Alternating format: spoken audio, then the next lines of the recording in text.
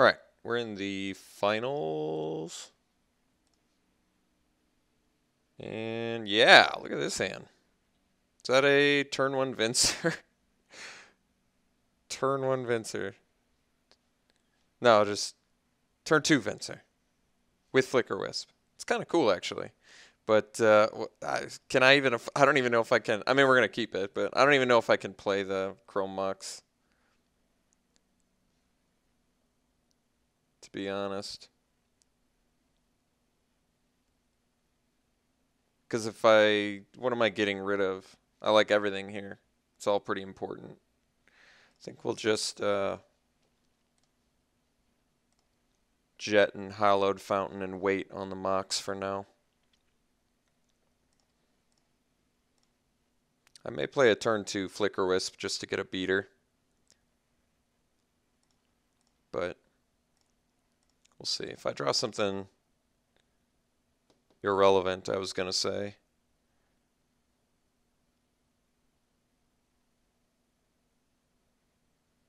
I think we just play Flicker Wisp.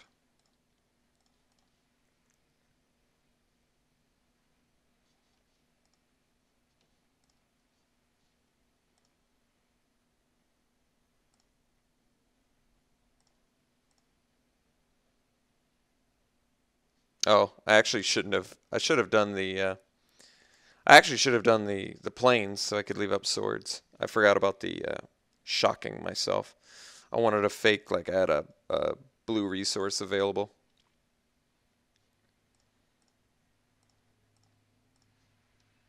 Cloud Goat, jeez.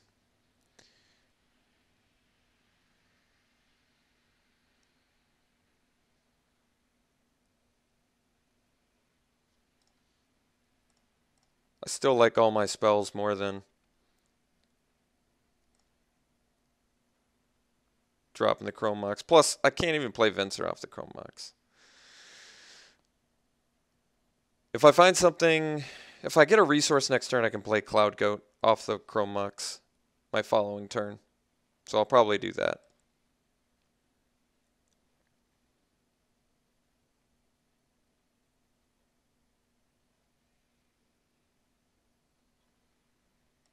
All right.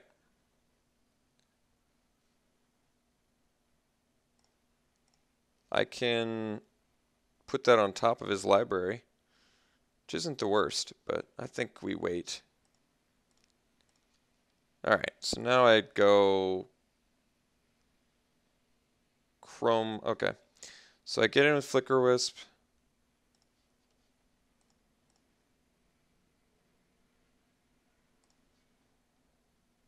I go Chrome Mox, ditch the swords.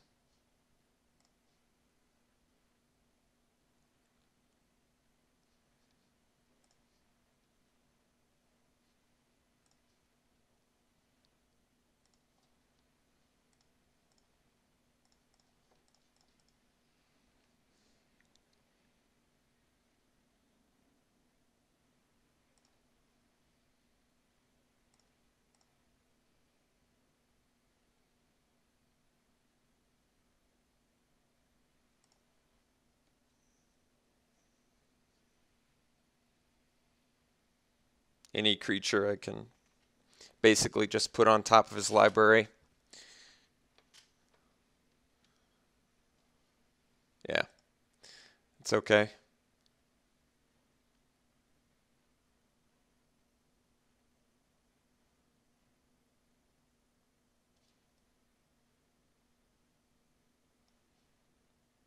I think we'll just put Oracle right on top.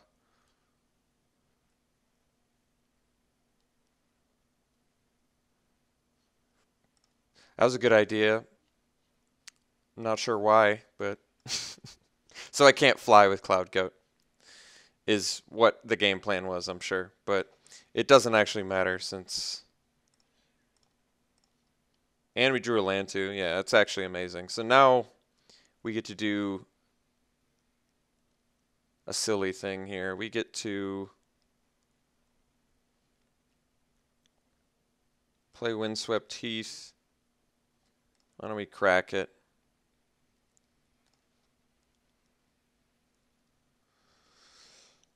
Uh, can only get a white source. At this point, we already have our hallowed fountain, so now we unexpectedly absent the blocker, put it right on top of his library.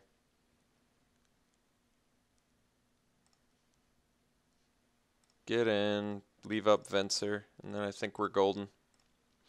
He probably wants to play the Shardless Agent, I'm guessing.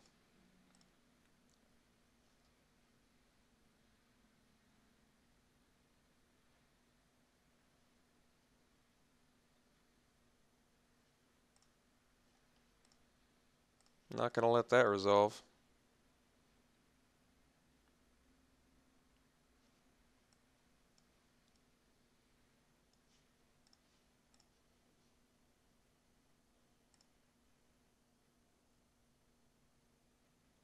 All right. So, not sure what we're playing against. Blue-green, bribery. Bribery, doesn't that like say searches my library? I probably should have read the card. Now I gotta go do it real quick. Yeah, lets him search my library for a creature card and put it on the battlefield. So yeah, Elishnorn would have wrecked me there. Thank God for Venser. All right, so I got to worry about bribery. He's green-blue. I imagine Wrath and Supreme Verdict are good. We didn't see any ramp, though, which is interesting. Kind of went Thada Adele again.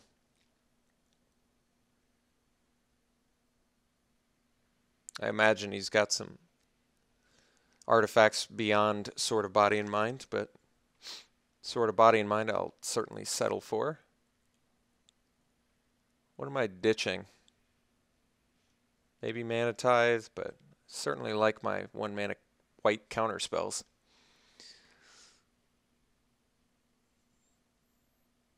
I like all my counters so much.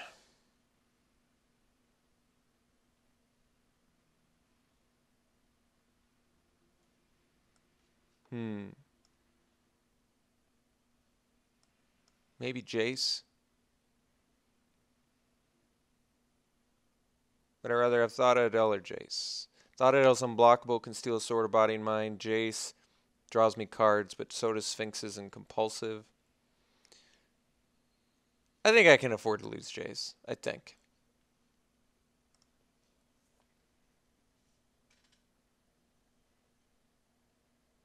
This hand's a bit slow. But we do have Thada Adele, so I guess I'll keep it.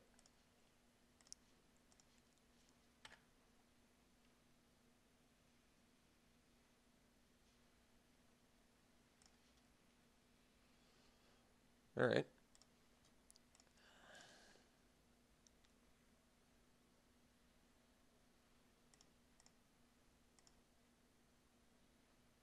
Guess we don't really need lands too much more, although for Elishnorn, kind of makes sense.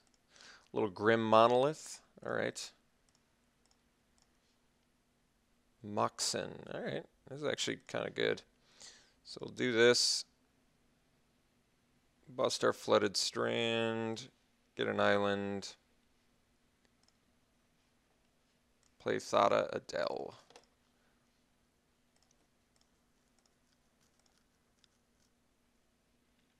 See if we can't steal a Sword of Body and Mind.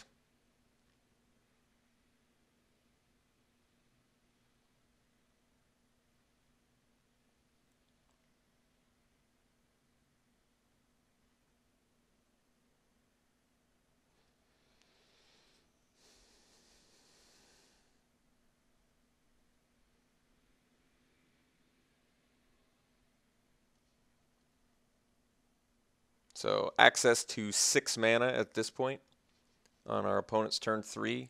This could be dealing with the likes of Prime Time or, well, endless different green fatties. Kiora, Wild Speaker, I guess.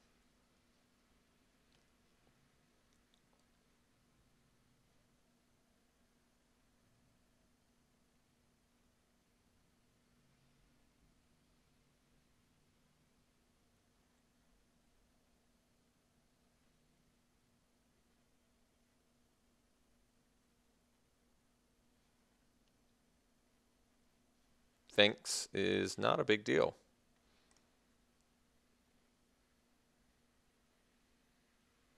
All right. Pretty sweet, actually. Looks like we're going to get that body in mind, unless it's in his hand. Control magic. Control magic's not that good on Sphinx. The problem, of course, being the persist. He gets it back, including that life gain. All right, let's see what we get here. Sword of Feast and Famine, Skull Clamp, Lodestone Golem. I almost want that.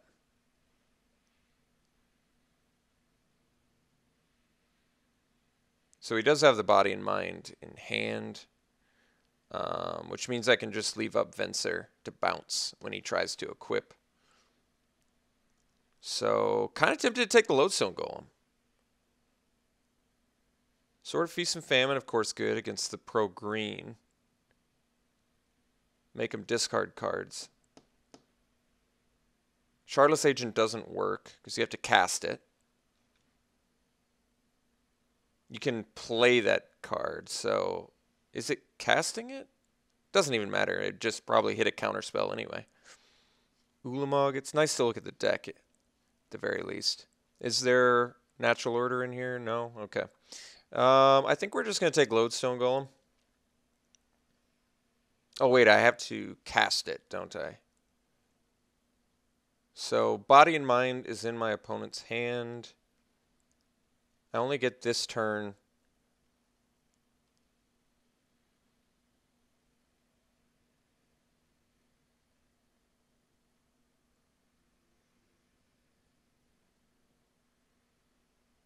I'm going to do Lodestone Golem anyway, and then play it.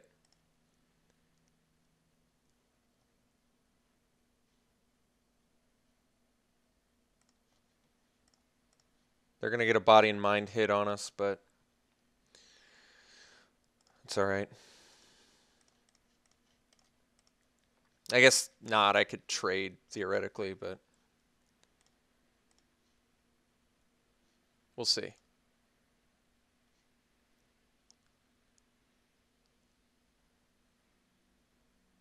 Problem is, once it's equipped, I can't Venser bounce anymore. But I guess he'll be out of Grim Monolith for a little while.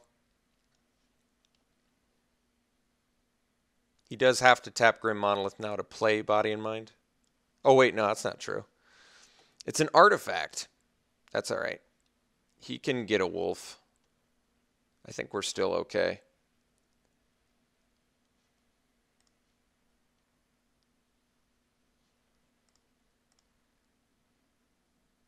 So we're going to mill 10. He gets a wolf. This is all right. I can Venser bounce his Body and Mind, which is still very good. Hit Crucible and Strip Mine.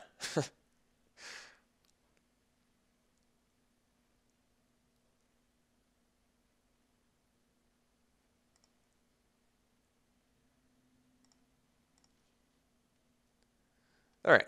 So now let me think about this. I can Strip Mine. By Strip Mine, I mean Soul Ring. Play a land, so I'd have access to 6 resources close to Elish Norn. Can get her next turn. So why don't we play a blue source, Soul Ring.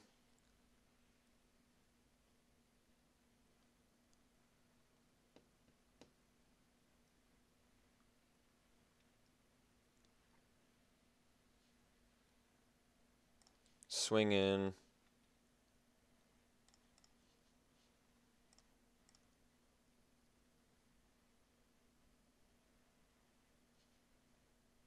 All right.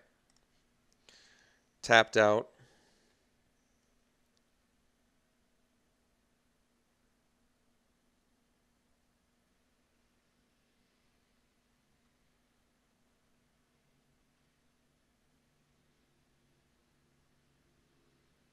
So my plan is, during his combat step, bounce the Body and Mind with Venser. And then next turn play Elish Norn and Kill him. Pretty sure he just chumps the golem. Takes 2. I can still steal a artifact, Worn Power Stone, and leave up Venser. So I'll probably just do that, because I think leaving up Venser is the key part of this attack here.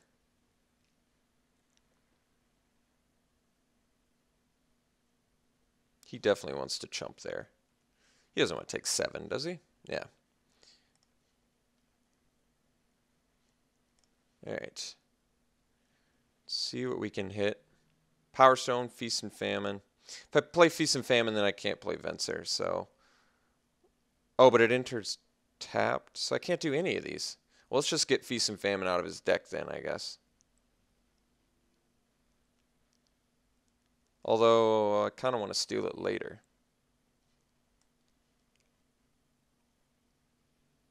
There's no way to... He doesn't have any artifacts cheap enough that I can leave up Venser.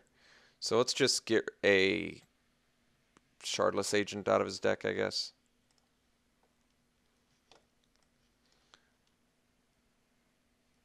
We'll pass turn.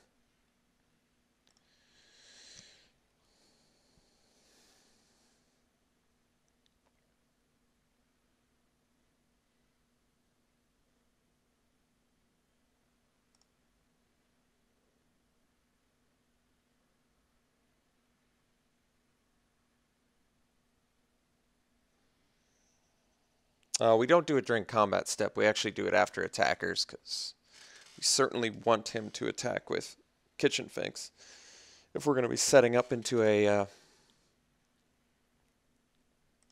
Venser, of course.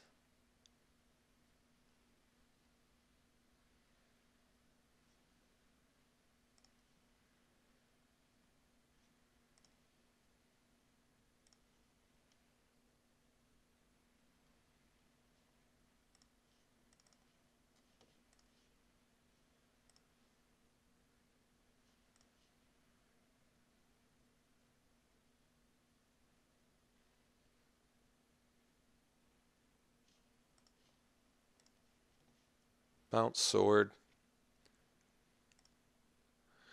Take 4 damage.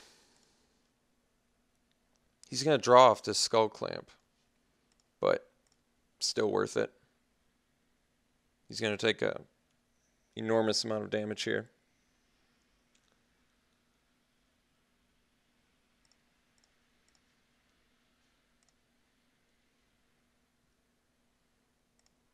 Have to pay 8.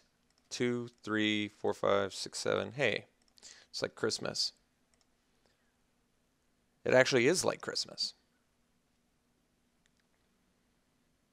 Alright, so he gets to draw some cards, but persist does not happen. Or it does happen, but it's not a big deal. And he takes a insane amount of damage, and I guess we'll exile the Worn Power Stone.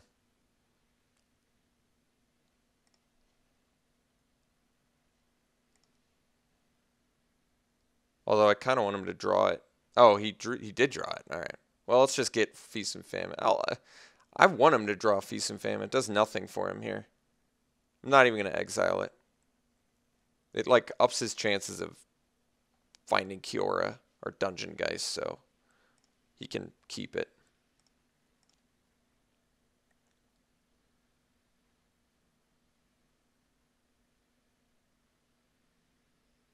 Not that Kiora or Dungeon Geist get him out of this situation.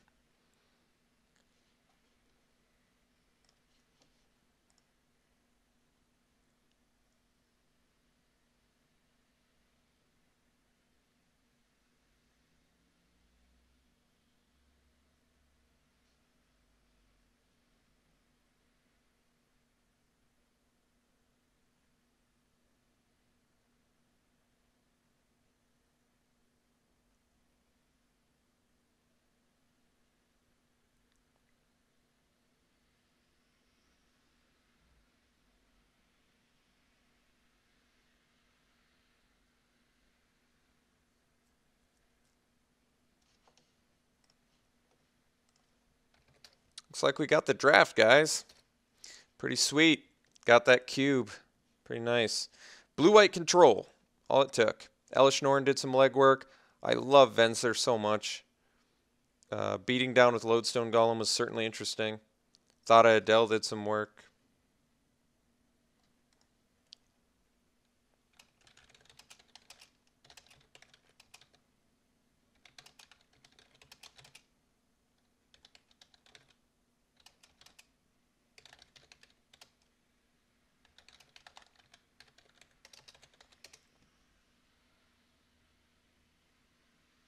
All right. We'll see you guys for the next draft.